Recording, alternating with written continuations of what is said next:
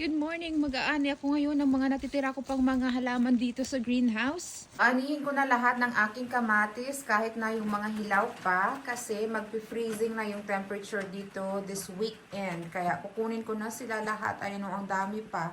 Madami na rin akong na-harvest dyan. Anihin ko na rin yung mga natitira pang mga talong kahit na mga maliliit pa. Kasi lumalamig na nga dito at ito o, tingnan nyo, naninilaw na sila. Aside sa malamig na yung temperature dito, pinotakte din ito ng aphids yung aking mga talong. Kaya ayan o, half dead na yung mga yan. Tapos may mga cherry tomatoes pa ako dito na nakatanim lang sa balde. O, tingnan nyo, ang dami ng bunga. Parang Christmas tree.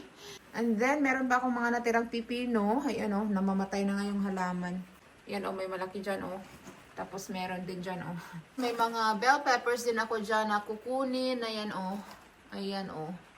Tapos may mga natira pang mga banana peppers. Naglinis na rin ako dito sa greenhouse kaya wala na yung iba pa kong mga halaman. At itong aking mga ampalaya, bumunutin ko na rin kasi ayan o, namatay na rin sila dahil sa lamig. May konting jalapenos din ako dito na pinutakti ng mga aphids. Nakakainis ng mga aphids. Ang hirap puksain. May mga binhi ako ng sitaw na kukunin. Ayan yung isa. Baka pwede itong ulamin siguro.